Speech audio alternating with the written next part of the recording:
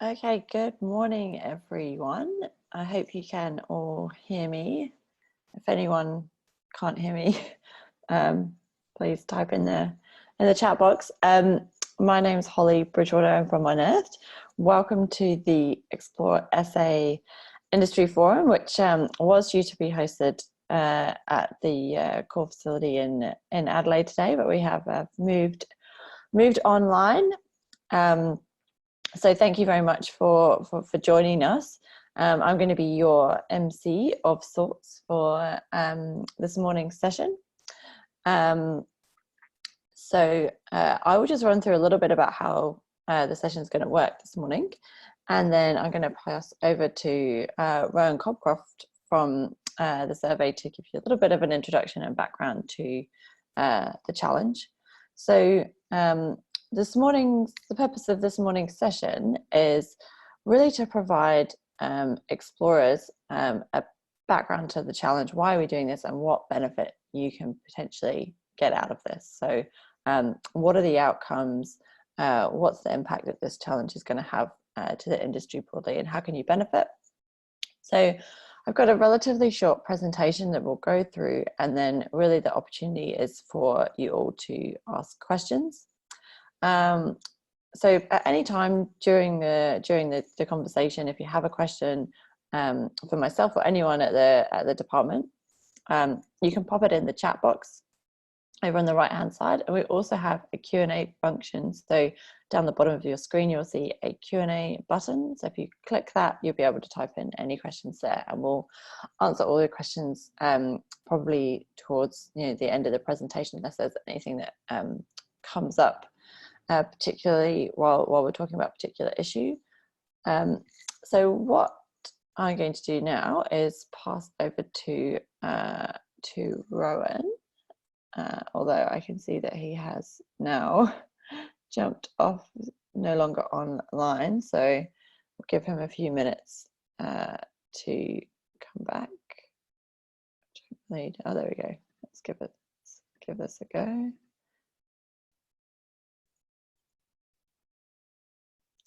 Rowan, can you hear us? I can hear you. Can you hear me? There we go. Yes, we can. Excellent. Yep. Did you get... Sorry about that. I had a few technology problems this morning. No worries. All good. So, I don't know if you heard anything I was saying before as I was jumping in and out, as you're jumping in and out of the call, but I was just going to pass over to you. I gave a brief background of how we're going to run the session, and just going to pass over to you to give a bit of a background to the challenge. Okay, no worries. Well, thanks, Holly. Thanks for the introduction, and on behalf of the department, I'd just like to welcome everybody online for this industry-focused session regarding the Gawler challenge. I think obviously we'd like to be sitting down around the table having a cup of coffee and diving into an egg and bacon sandwich at the core library, but I guess in the current climate we'll have to make do with virtual breakfast this morning. So hopefully the technology holds true for the next hour and a half or so. I just want to say that the department is really excited by this challenge and the opportunity that it presents on many aspects. Look, we all know that discovering a mineral deposit has become more difficult over time. Discovery rates are declining.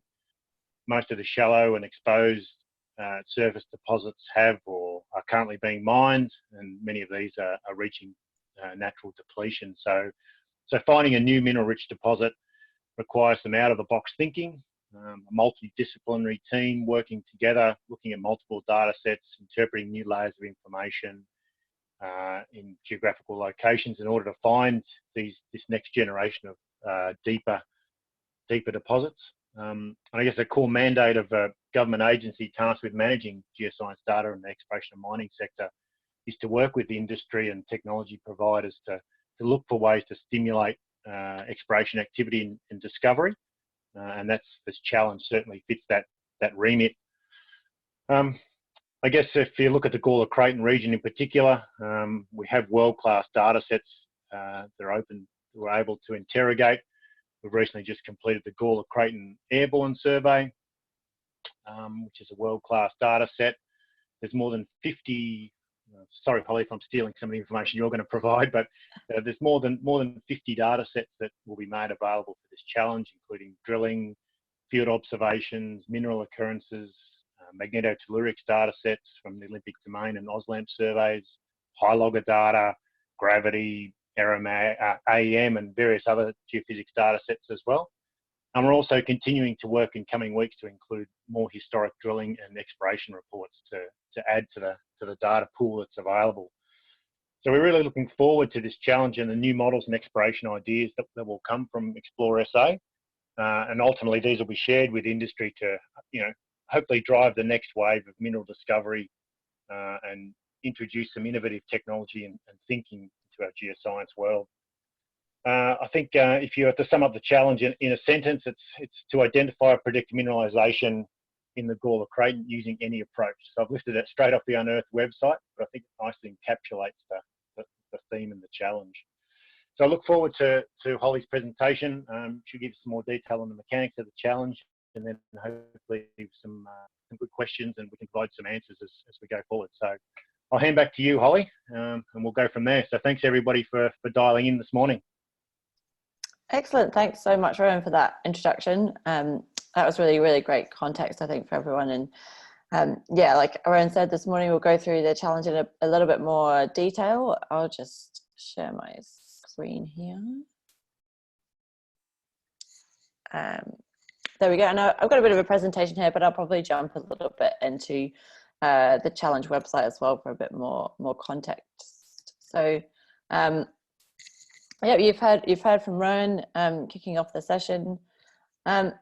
As a bit of a background, I'm going to go into a little bit in more depth about what Rowan was talking about why the Gawler, why this area has been selected, what's so interesting about this area, and then a little bit of a background about why data science. Now we've talked about this challenge is very much about applying multidisciplinary approaches, but why are we particularly encouraging geologists and data scientists to work together, and how do we really think that's going to benefit us?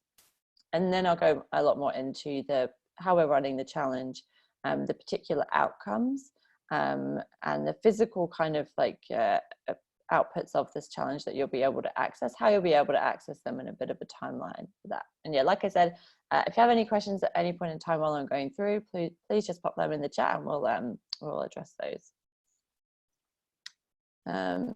So really the first few slides are just going through a little bit about the Gawler itself.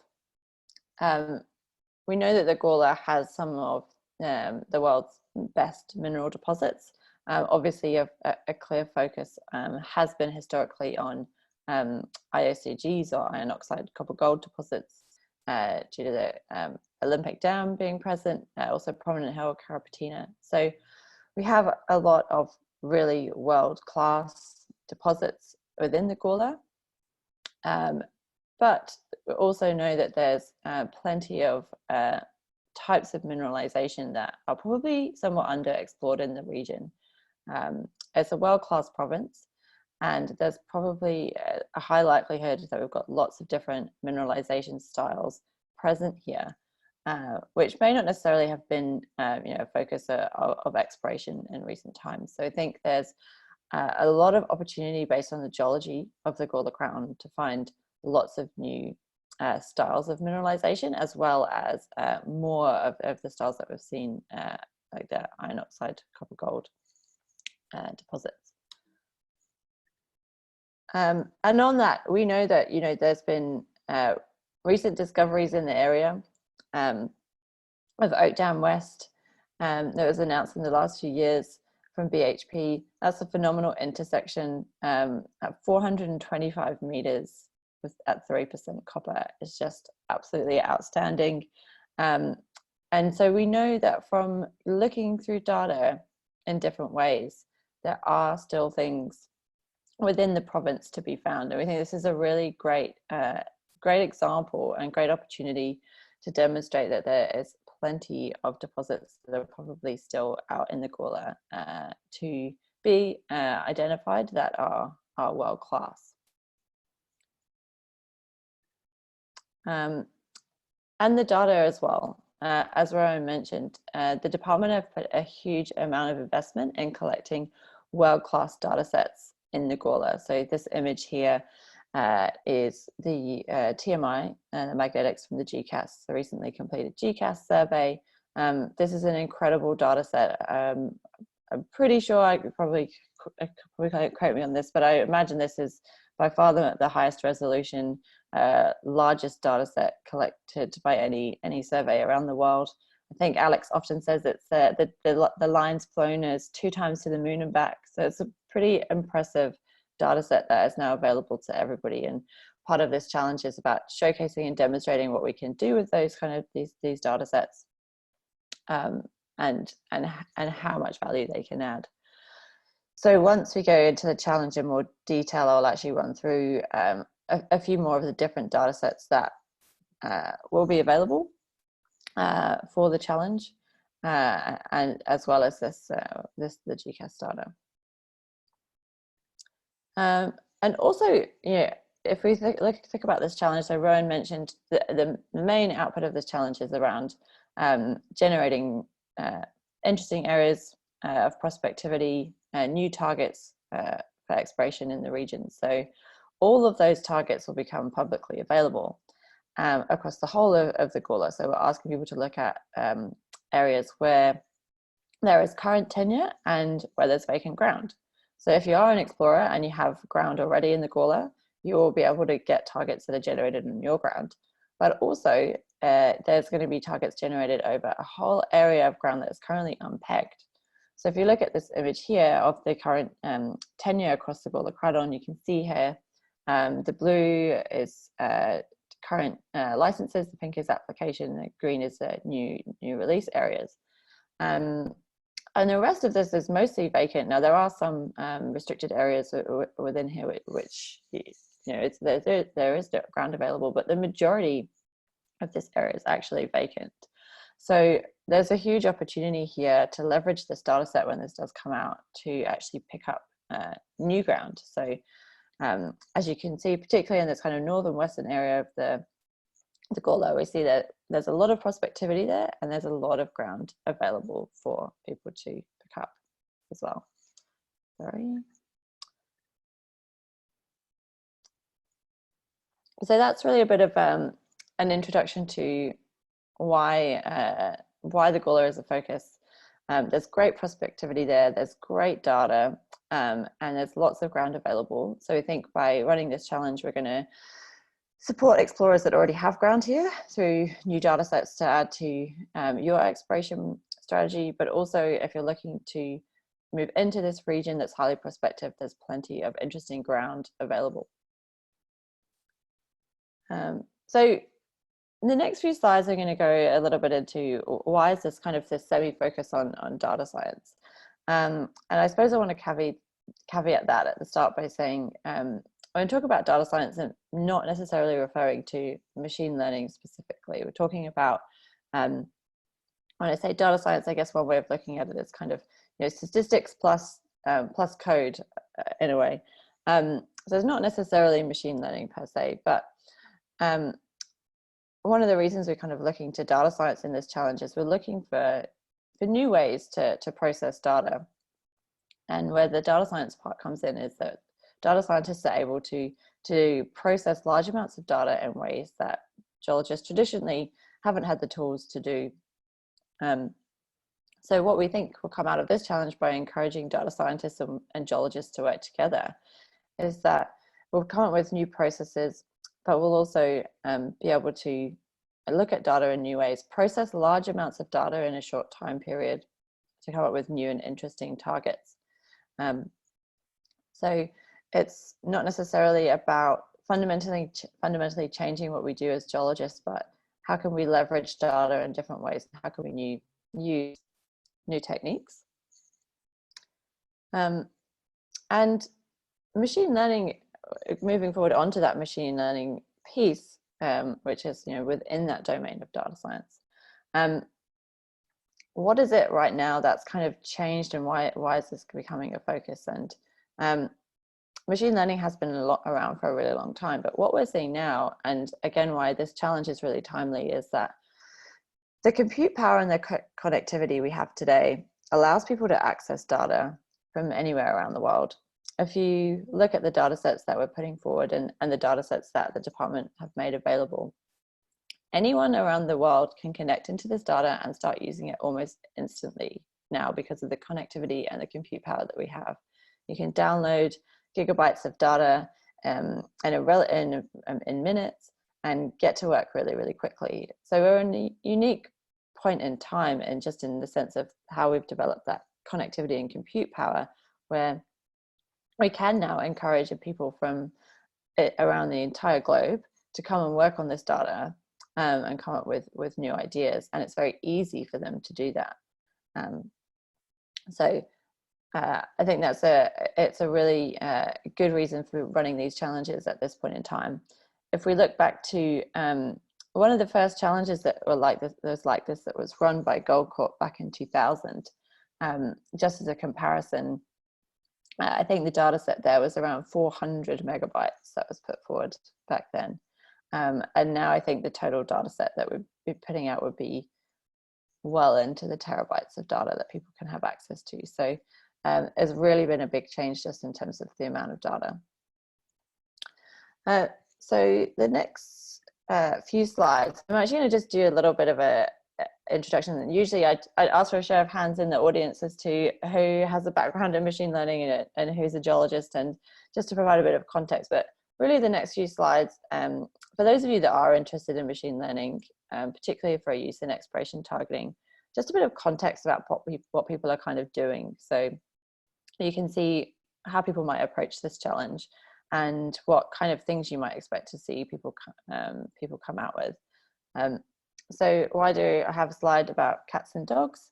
Well, if you look at a lot of the way that machine learning is being applied today, it's about predicting something from known data. So I've got this picture of cats and dogs up here because one of the most famous kind of machine learning algorithms to come out in recent times was the algorithm to identify from photos, is it a cat or is it a dog? But the interesting point there is that when that algorithm is developed, which by the way is now open source, you can use it, it was trained on about 10 million images of cats and dogs. So for that algorithm to be accurate at telling you whether you're looking at a cat or a dog, it was trained on 10 million labeled photos or more. So that was a kind of amount of data that we're looking at to get that kind of accuracy. So how does that compare to geology? Well, often in geoscience exploration, we think we have a lot of data. We do have a lot of data, but we don't necessarily have a lot of positive signals. If we're thinking about training a model, and think about the cats and dogs example, we don't have 10 million ore deposits around the world, which we have good data on to train, to look at our models. Likewise, with that cats and dogs example, it was training on cats or dogs. In geology, we have the majority of geology, or the background geology, is actually not what we're interested in. We're interested in a very, very, very small percentage of geology. And so we also can't just go and train on all the geology around the world. So we have a difficult problem when we're trying to apply machine learning to exploration, in that we have very few machine learning people say training data points. If we look in the Gawler itself, we have Olympic Dam, Carrapateena, Prominent Hill, a number of other deposits, but for a data scientist, this would be statistically way too small of a population to use. So that's kind of an interesting problem as to how do we actually apply machine learning. So I'll go back actually. What most people are doing to tackle this problem is building up really large data sets. So if any of you have worked with groups doing machine learning for targeting, you'll see most of them will talk about their data cubes or their data sets which they've built up. And they do that because by building up data sets from around the world, they're able to build a large repository of different deposits that they can train on. And then when they bring that into your domain or the domain of the Gawler, for example, they're able to then use that data from around the world to compare and see if there's anything similar sitting in the Gawler. So that's kind of an overview of how a lot of people will typically approach using machine learning in exploration. That's a very kind of basic overview, and it's definitely a lot more. There are a lot more different types of algorithms, types of approaches that people use within that. But broadly, we're seeing this kind of trend of people training on global or large data sets to then apply in a local scale. But another thing that's interesting, particularly around exploration data, is it's not very friendly either. So this is a quote from the CEO of Goldspot, who's arguably probably one of the leading companies globally applying machine learning to exploration targeting. And they've been around for, they actually won one of these exploration challenges on global competitions, which helps kickstart their business. But they've been around for a number of years now, and still now they're still spending 90% of their time cleaning up data. So that is another challenge that we have when we come to exploration, in that we have a lot of data, but it's very variable, and it's very the quality of it in terms of how we're pulling it together is also super variable, largely because it's historic. We can't control how we collect it. So we know, for example, with assay data, there's a huge amount of variety and methodology. Often the data is not normalized. So still, even now, people are spending a huge amount of time cleaning and fixing data before they can actually use it in models. And that's something that we've addressed in this challenge as well, which I will run through in a minute. So that was a really brief kind of background and introduction to a little bit about the Gawler, a little bit about why we're focusing on data science and what we kind of expect people to approach the challenge using that machine learning approach. So now I'm going to go a little bit around into the competition specifics. So what is a competition design, and then what are those outputs, and how are you going to use them? So this is a screenshot from the competition website. Anyone can jump on here at any time. All of the information about the challenge is on there. So that's just on the Unearthed homepage. I've got the URL for you at the end. So on this page, you'll be able to get links to all the data, a full description of the challenge, all of the information about prizes, the rules of the challenge, what we're asking people to submit, and everything like that. If you do go to this page, you will be able to see most of the information without registering. But if you go to this page, this orange button up here, which says Edit Submission, will say Register. And that's really just about accepting the terms and conditions of the competition. So if you do click on that, there is no obligation to do anything at all. But if you click on the Register button and register, you'll then get access to this data tab and the competition forum as well. So as we go through, I'll talk about why we designed certain components of the challenge, particularly around kind of prizes and criteria, and why we did that to help get the outcomes that we were looking for. But anytime, jump on here, and I'll probably flick over to this site in a minute so we can have a look. So, as Rowan said, the primary goal of this challenge is allowing people to generate new mineralization targets in any way possible. And there is, I think we said in the range of 70-something data sets. It's a huge amount of data available across the Gawler Crown for this challenge. But that in itself can be a bit daunting. So what we wanted to do in the data is actually curate that a little bit. So we've kind of listed the top 10 data sets, which can all be accessed through the website. So that is, for example, the GCAS. We've got the gravity surveys in there as well, drilling, geochemistry data, and reports as well. So there's a whole list of data. So you can link to those top 10 data sets. And really that's an idea of getting people started with that data. What the great thing about this data is as well is that the survey have been really conscious of the fact that there's different people wanting to access this data. So Originally, most of our data is collected and curated in a way that's meaningful for geologists, but the survey's been really mindful that as people are looking to use more data science techniques, that people might want to access the data in a different way. So there's lots of web services available. You can download the data en masse if you want to just start using it in bulk. So you can easily download now all of the statewide drilling data, all of these surveys in this way. So a great amount of data that's all curated here. And there's some great things that the survey have been doing recently. So in the last couple of days, we actually released the OCR version of all the historic exploration reports from private exploration companies, which so that's now a great resource. So it's not just a PDF, but that's actually all been digitized and OCR'd. So you've got CSV and JSON files available there. So this is really world class. You'll see this data set is really probably one of the best in the world, and the thought that's gone into providing the formats that are really relevant to everyone has been fantastic.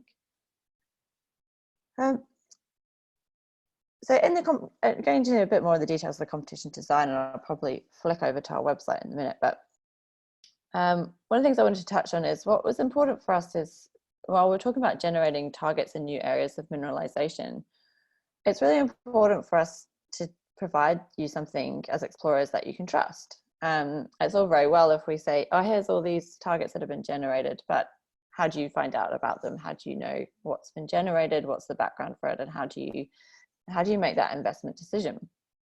So that was something that we were really mindful of in the design of the competition. So and some of the outputs, you'll see how that comes through.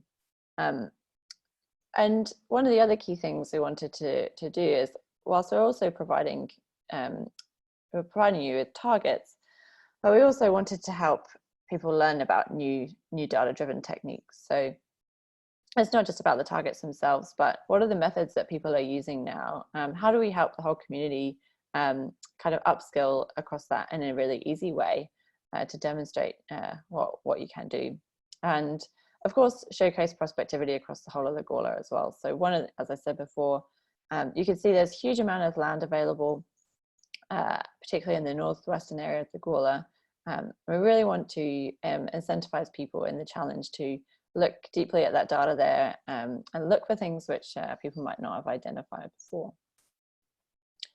So fundamentally, the competition is a cash incentive competition. So we've got $250,000 in prizes, which is amazing. And that's a great way to get people engaged. We've split that prize pool into around 8 to 10 different prizes, which I'll run through to incentivize people.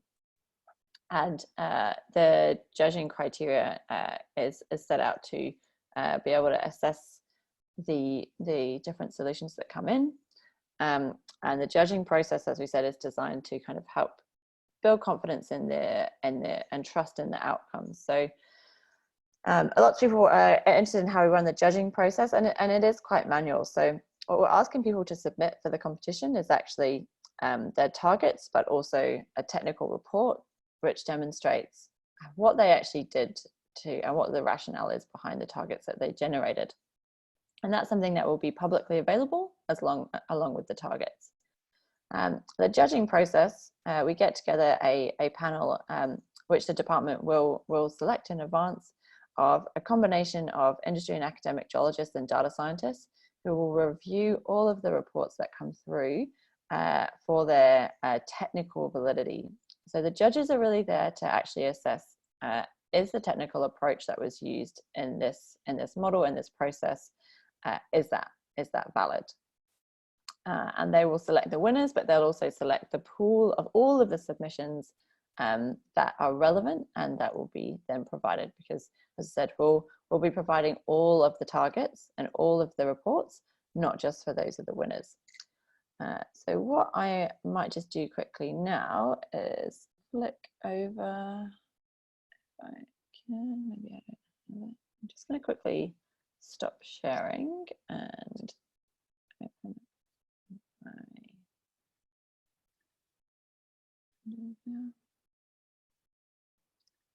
my Sorry, I'm just opening up the website here quickly.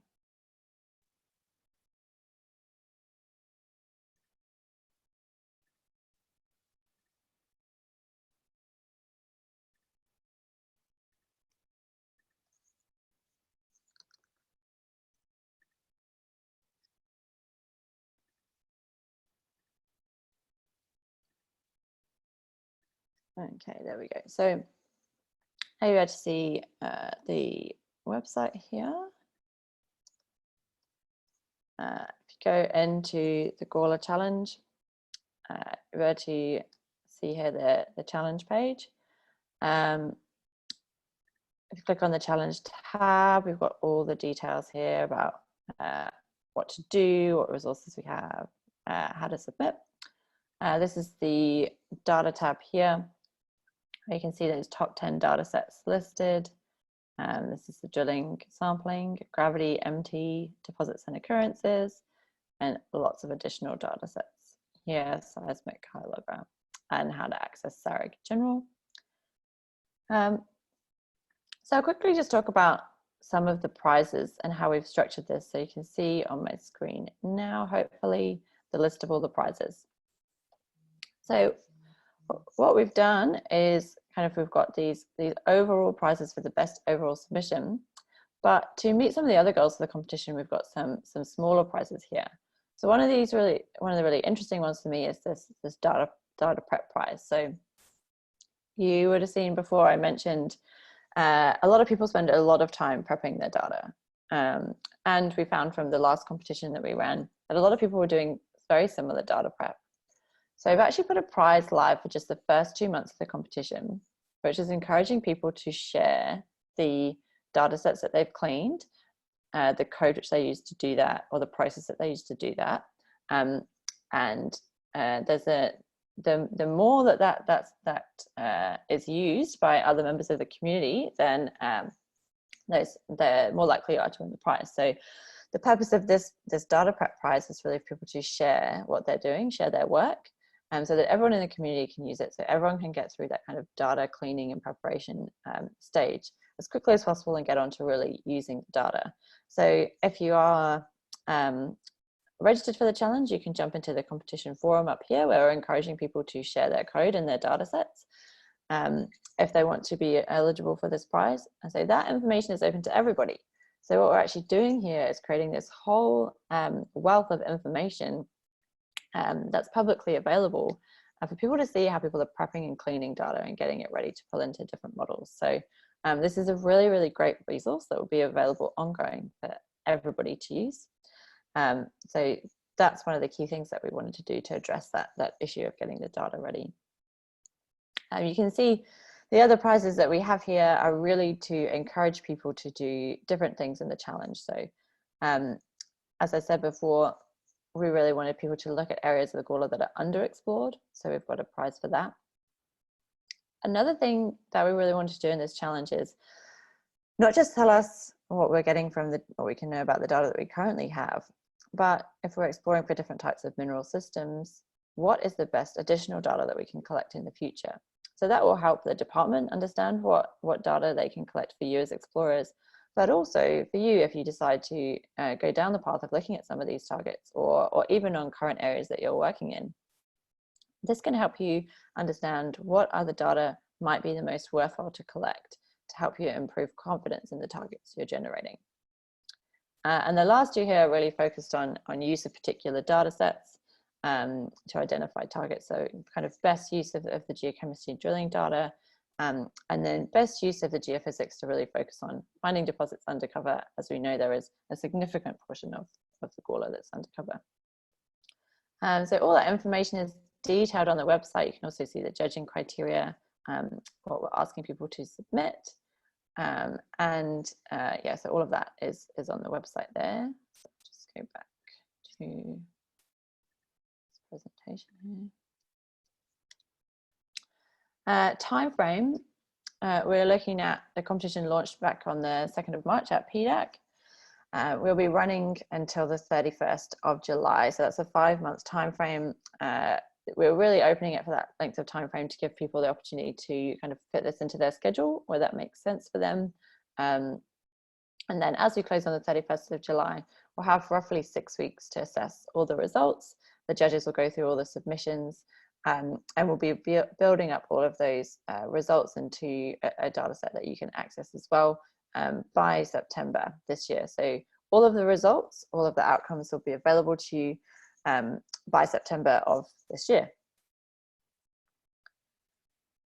So who is taking part in this competition? And I wanted to touch on this because we did talk about multidisciplinary teams. So and it's usually of interest to the community. It says who does actually get involved in this. So we see a real range of people compete in these types of challenges, from consulting groups to individual companies. I mentioned companies such as Goldspot, who their business is based off this, and we have a lot of companies like that do take part in these competitions.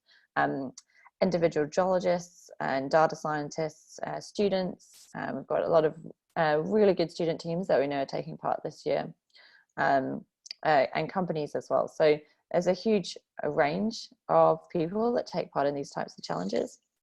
We definitely see, though, that the most successful, based on our past experience, are multidisciplinary teams. So if you speak to any of the teams that took part last time, and I imagine if any of you guys are in South Australia, you may well know, particularly the second winning team there, DeepSightX from the Australian Institute of Machine Learning. That team in particular was a combination of geologists and machine learning experts. So that was really crucial in their success. So it's bringing those disciplines together, which is really important to really get that feedback for how those models are working.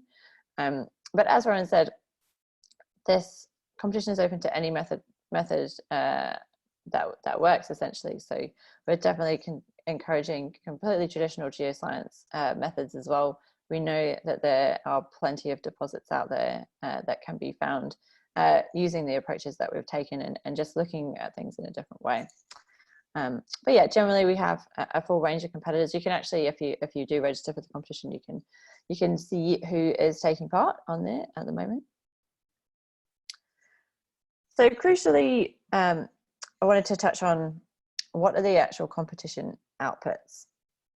So primarily, I've talked about targets or areas of interest. But what does that practically mean in terms of what that will be? So I tried to be fairly open with what we're allowing people to submit. So we understand that people approaching this problem in different ways will want to kind of create different models as well. So allowing people to submit points as targets, areas of interest. We think given the area of the Gawler, it's most likely that people will identify broad areas at kind of a local scale that are prospective, and also prospectivity maps as well. So if people want to put forward a grid of prospectivity, that's completely fine as well. And that can be over the entire area, or it can be over smaller areas as well, for as many commodities as people like. So being really, really open with the types of files and the types of areas and points that people are able to put forward for their targets. So everybody will have access to that data. That will all be public. And then the reports with the rationale. So for every team that submits their targets, there will be a report that goes out with that, which you'll also be able to access. We are also asking people to include metadata in their target files. So there will be some form of rationale, background, and kind of weighting and confidence in the target files themselves. But obviously there's only a limited amount of information that could be included there. So we'll also have those technical reports available. Again, we're being fairly open with those in terms of people can put as little or as much information as they like, but that will be used in their judging and assessment as well. So in those reports, we'll expect to see people showing their workflow, their rationale, why they've selected these targets, which are their top targets, things like that. And the last one is this concept of consensus model, and I will hold off on that until I go on to the next page where I'll explain that in more detail. In the judging process, you'll also see, if you go on the website, there is a private report as well.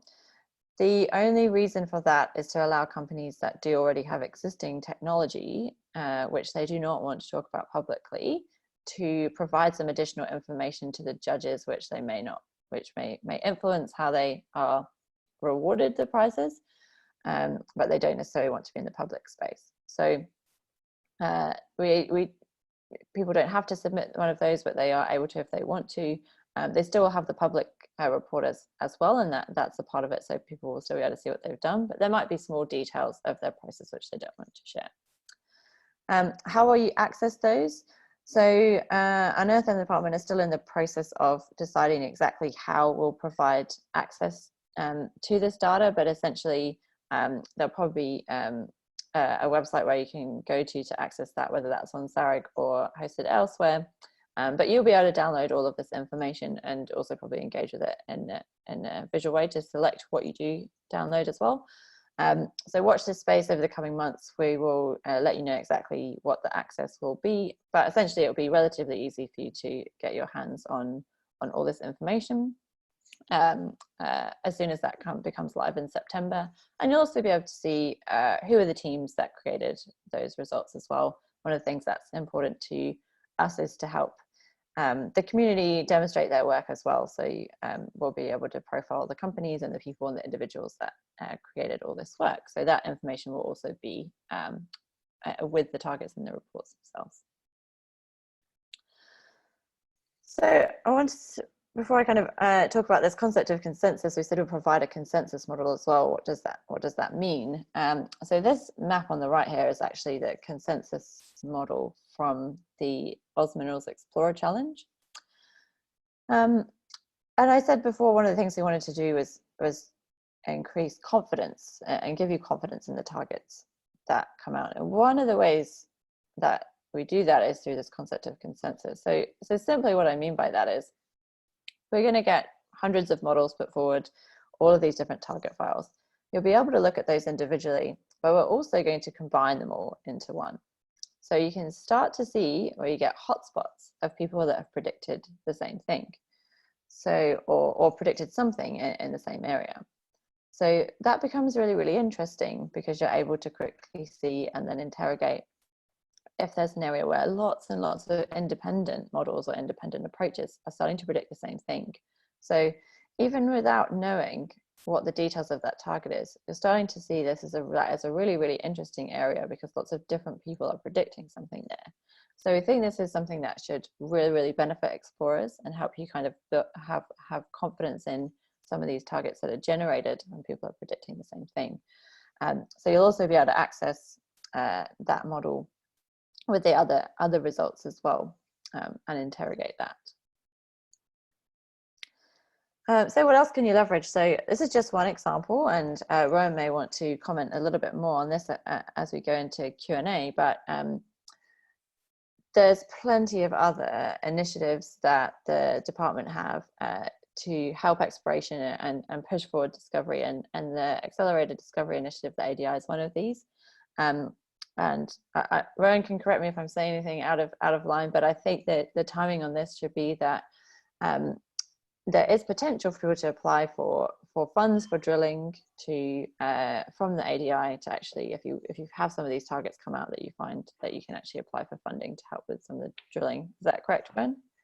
Yeah, so I'll just jump in there. So the first round of expressions of interest have closed, and those successful applicants have been invited to submit their full proposal. So that has now closed as well for the first round, but there will be subsequent rounds of funding available. So yeah, Holly's right that you can, take your learnings or your outcomes from this this challenge, and then apply to test those as part of the ADI and seek co-funding. So I think the alignment of these two initiatives is quite important and should generate a significant amount of interest as well.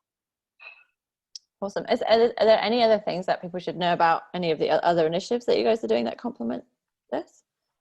Well, we are involved in the MinEx CRC, which is it's an ongoing collaboration. It's really looking at different parts of the state. So at the moment, our focus is on the Delamerian region of the state, further to the east. But we're also looking at, well, what's the next work program that we'll be involved in. And we're looking at how can we tie the results from the Gawler challenge into the MinEx CRC potentially as well. So there could be some synergies there but that probably won't come to fruition till later on this year or even early into next year. So it will keep everybody advised of that as it unfolds. Excellent, thank you. Okay, so that is pretty much it from me.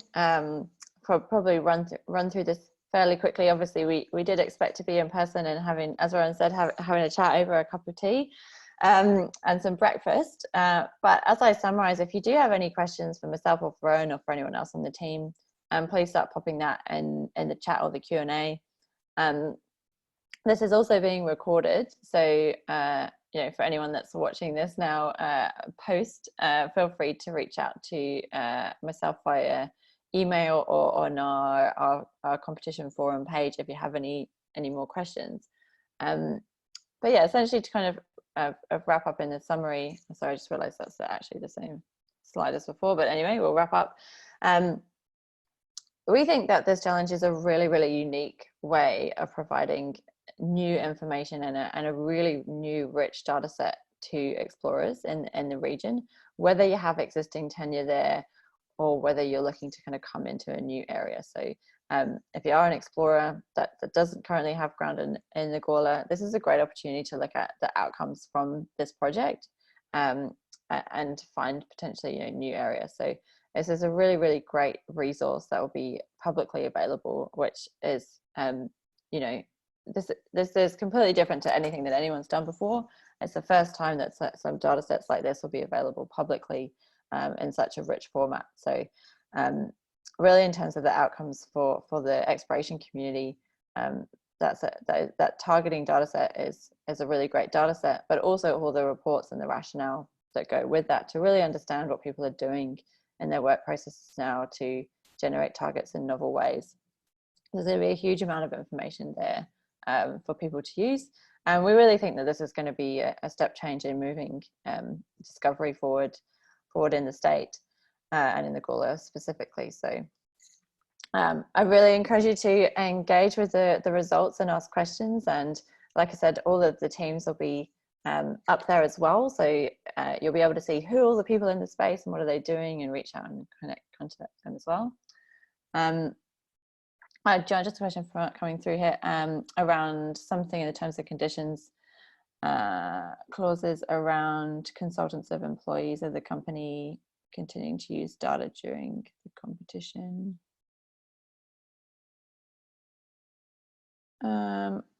I think, sorry, so I'll just have to read there's a question coming here saying clause 8 around the data seems to preempt consultants or employees of companies continuing to use the SARIC data during the competition. Let me just, I'm just going to stop sharing and I will quickly just jump onto the website and read that clause.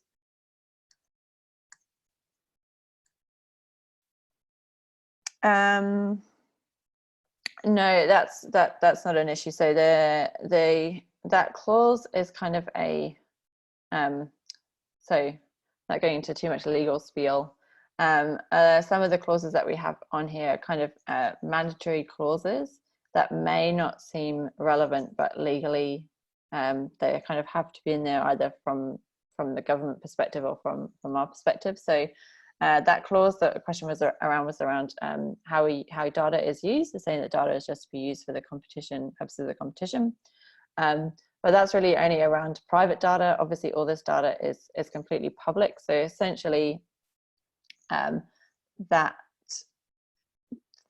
clause kind of becomes irrelevant just because the data related to this competition is completely public. So yeah, that's I know, I apologize, sometimes these terms and conditions can seem confusing. We try and make them as clear as possible, but no, that you're completely able to do whatever you like with the data, and there's no restrictions essentially on using that data moving forward.